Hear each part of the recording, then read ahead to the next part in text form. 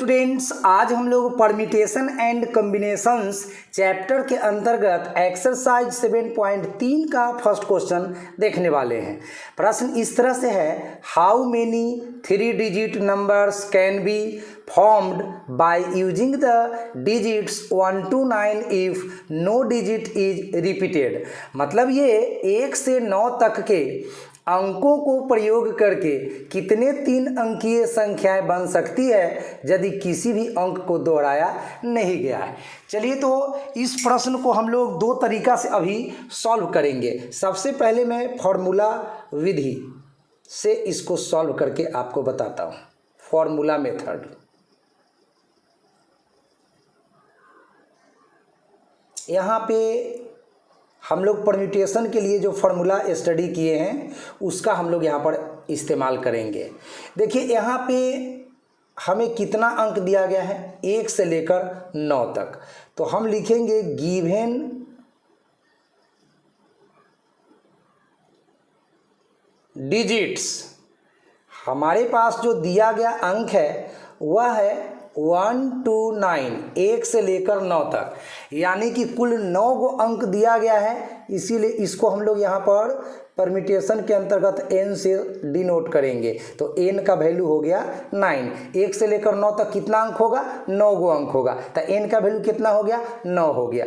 अब कह रहा है कि हमें 3 अंकों वाली कितनी संख्याएं बना सकते हैं, किसी भी अंक को हमें दोहराना नहीं है, रिपीट नहीं करना है। तो अब प्रश्न में कह रहा है कि वी हैव टू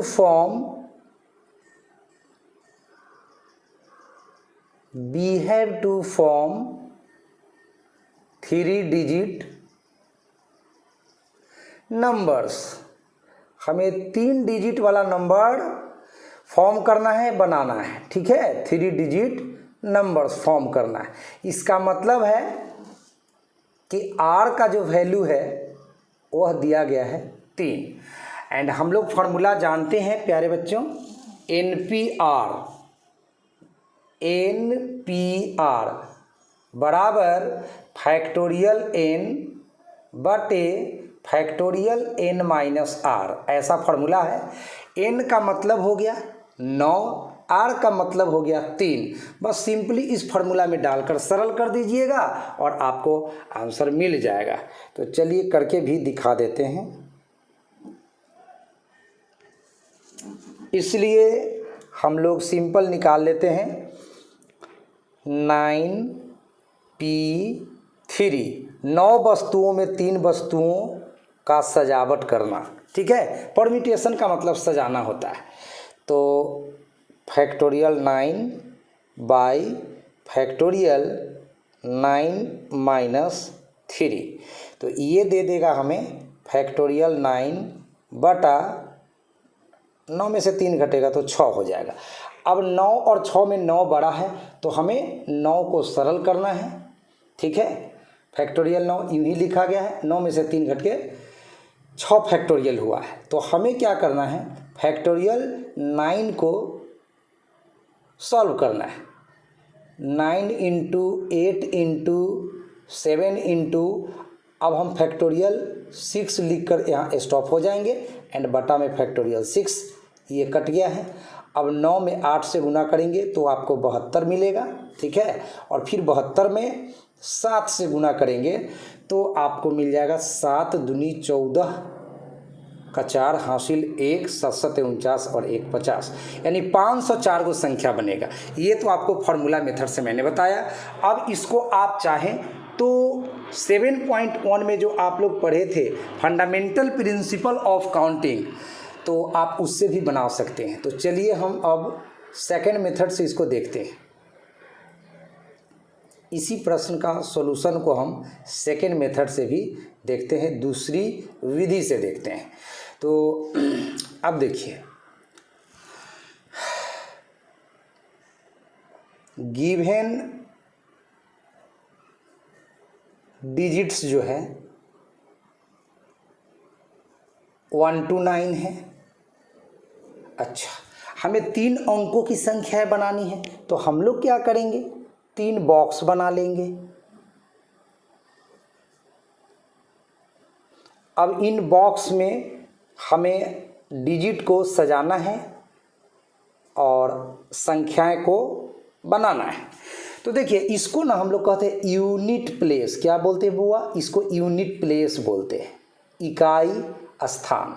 इसको टेंस प्लेस बोला जाता है, दहाई स्थान, टेंस प्लेस। एंड इसको 100 प्लेस बोला जाता है। ठीक है, अब हमारे पास 1 to 9 9 गो अंक दिया गया है। अब हमें सबसे पहले यूनिट प्लेस को सजाना है, तो हम इसको 9 तरीका से सजा सकते हैं। हम कोई भी डिजिट को यहाँ डाल सकते हैं। तो 9 वेज मतलब इसमें 1 भी डाल सकते हैं, 2 भी डाल सकते हैं, 3 4 5 6 7 8 9, किसी भी एक डिजिट को यहाँ पर हम डाल सकते हैं, भर सकते हैं, फिल कर सकते हैं। यानी यूनिट प्लेस को फिल करने के लिए हमारे पास 9 तरीका है। कोई एक डिजिट जब इसमें हम रख देंगे, भर देंगे, तो हमारे पास 8 डिजिट बच जाएंगे।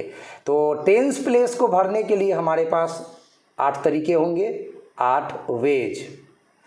एंड 2 स्थानों को भर देने के बाद मेरा 2 अंक भी समाप्त हो जाएगा, क्योंकि अंकों को रिपीट नहीं करना है, दोहराना नहीं है। ऐसा क्वेश्चन में कहा है कि हमें एक अंक को दोबारा प्रयोग नहीं करना है। तो अब हमारा 2 स्थान भर गया, तो 2 अंक भी समाप्त हो गया। तो अब 9 में से हमारे पास 7 गो अंक बचा हुआ है। अब सातों में कोई भी अंक 100 प्लेस पे डाल सकते हैं, तो इसके लिए 7 वेज यानी 7 तरीके होंगे। तो फंडामेंटल प्रिंसिपल ऑफ काउंटिंग के हिसाब से तीनों स्थान को एक साथ भरने के लिए क्या तरीका हो जाएगा? By fundamental principle of counting, by FPC, total ways, कुल तरीके तीनों स्थानों को भरने का। तो गुना कर देना है, मल्टीप्लिकेशन रूल यहाँ पर अप्लाई होगा, 7 गुना 8 गुना 9। तो यहाँ भी आपको वही मिला रिजल्ट 504।